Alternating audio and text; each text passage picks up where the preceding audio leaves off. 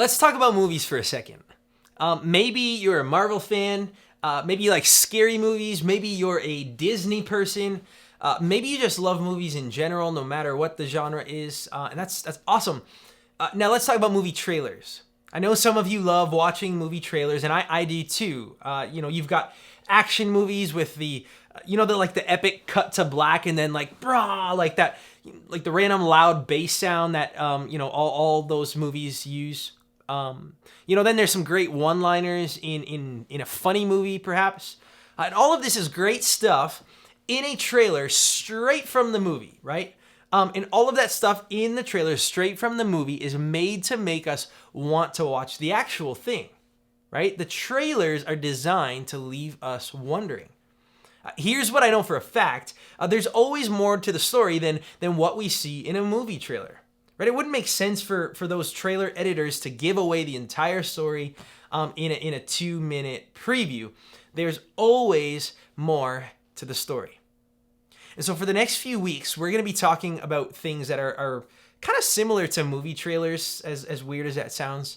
We're going to be talking about parts of life that we all have an idea about. Parts of life you see in culture almost everywhere, but there's often more to the story than what we see in the previews, in both good and bad ways. And so we're going to start by talking about sex. Please, no! No! No!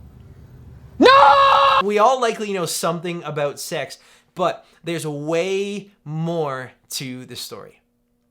One of the things that you might actually be confused by is the many messages out there when it comes to sex.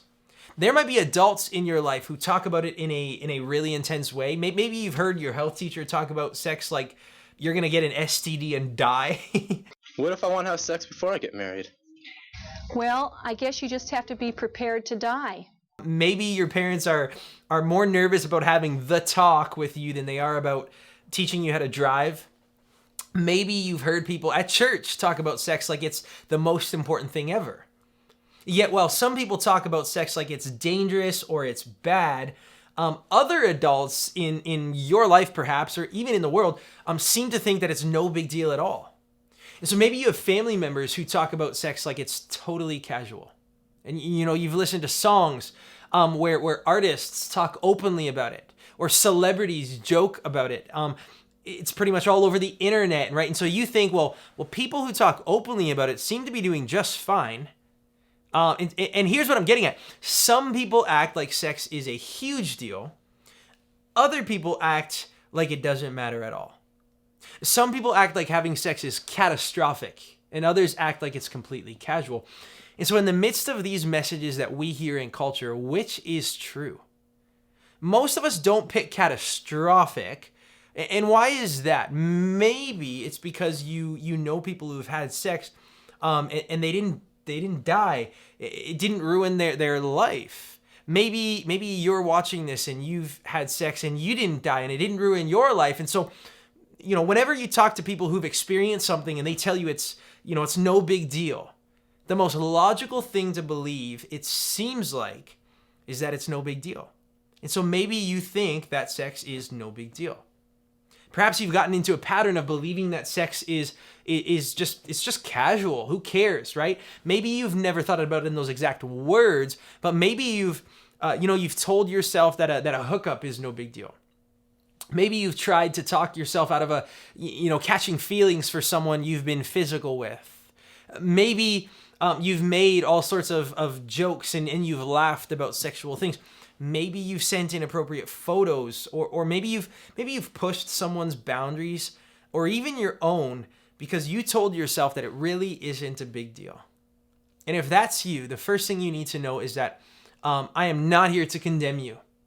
I'm saying that like you, like the rest of us, live in a world where the normal pattern of thinking or a common pattern of thinking is that sex is a casual thing. And so it's easy for us to start believing that it is.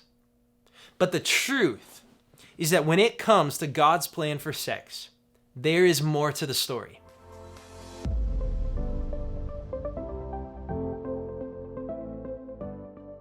And so let's look at something the Apostle Paul said in a letter to a group of Christians in Rome. Now, here's what you need to know about Rome at the time that Paul wrote this. The messages coming from Roman culture were not the same as the messages that Jesus had proclaimed. And so when people started to follow Jesus in the Roman Empire, there was tension between what was normal at the time and the life that Jesus was inviting them to. And so, it's actually possible that they were feeling the same sort of things that we are, right? Conflicting messages about God and what it means to follow Jesus. And chances are they felt some confusion over what the real story was and who they should believe. And so with that in mind, Paul writes this in Romans chapter 12, verse 2. He says, "Do not conform to the pattern of this world, but be transformed by the renewing of your mind. Then you will be able to test and approve what God's will is, his good, pleasing, and perfect will." And so Paul is saying that there's, a certain way the people around you live. There's a pattern, but that doesn't mean that we should conform to it, right? God is inviting us to do something different. And God isn't just asking us to believe something about him or about the world. He's asking us to live differently, right? He's asking you to treat yourself and others differently as a result. God doesn't just want to be a good idea to us. He wants to be the one that shapes the decisions that we make. And so, in terms of sex, what are some of the normal behaviors or patterns of this world? What is the story that we're being told?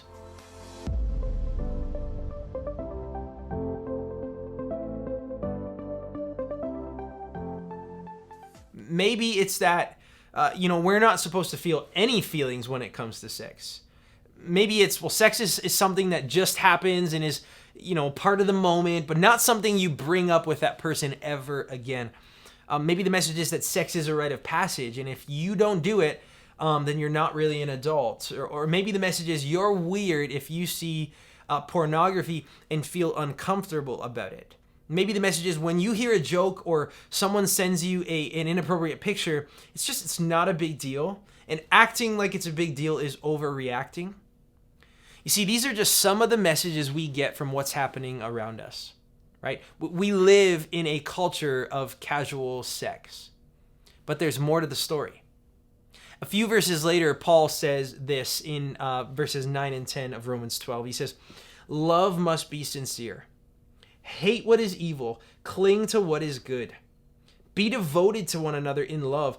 Honor one another above yourselves." And so Paul obviously isn't talking about sex or dating here, but that doesn't mean that his advice doesn't apply to that area of our lives. He actually tells us to love and care about each other sincerely. That doesn't mean, to pretend like you care about someone or be fake so that you can get something from them. No, he tells the Romans and us to really love others, to hate what is evil, what's wrong, what's hurtful, and hang on to what is good. That is a different message than what we're hearing in a culture of casual sex.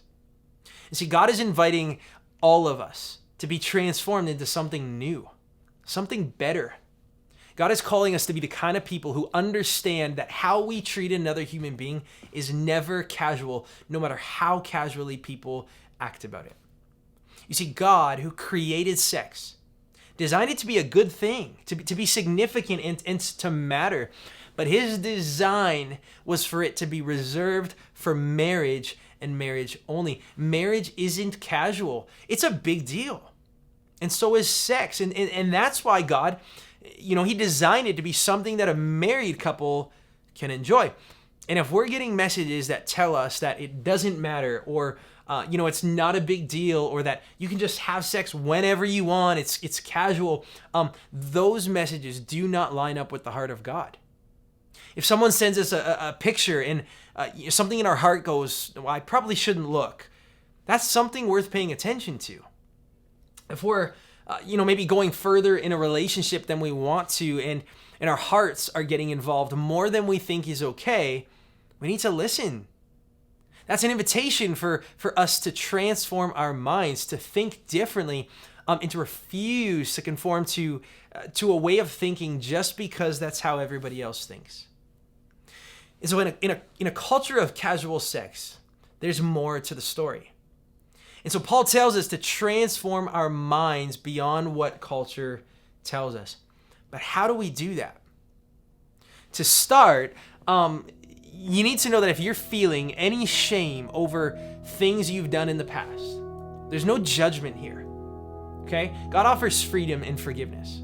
Every single one of us has done something that we regret, something that we aren't proud of, or something we wish we would have thought through more than we did. No one is better than anyone else. We're all created in the image of God, right? And we're all called to do what Paul is suggesting. No matter what our sexual history is, we can all be transformed and begin thinking in a new way. And here's how. Here's just a couple suggestions here from Scripture. The first, start by identifying where you've been affected by a thought pattern.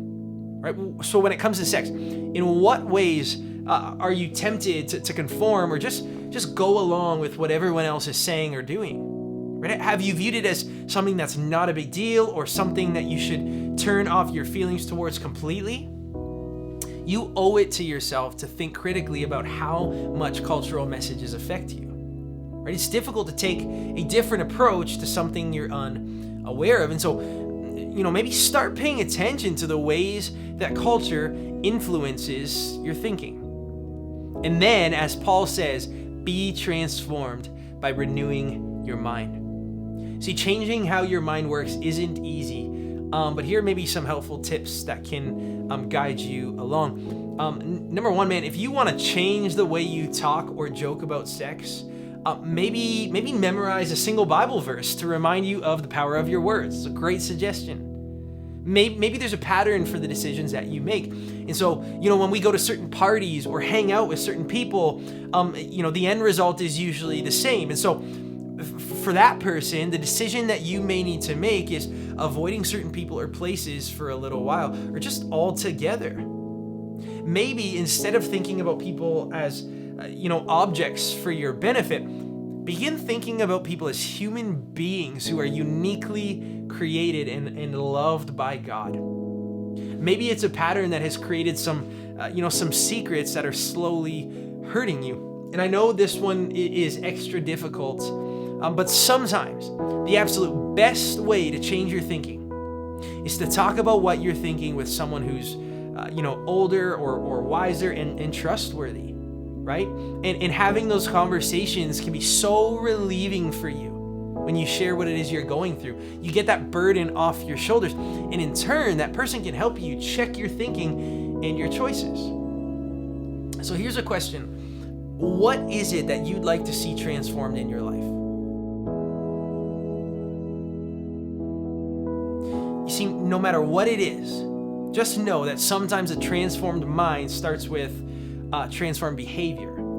In other words, even if it takes a while for your thinking to change, you can start living like a transformed person right now, and then often what happens is the thinking follows, right? And so live like there's more to the story when it comes to sex.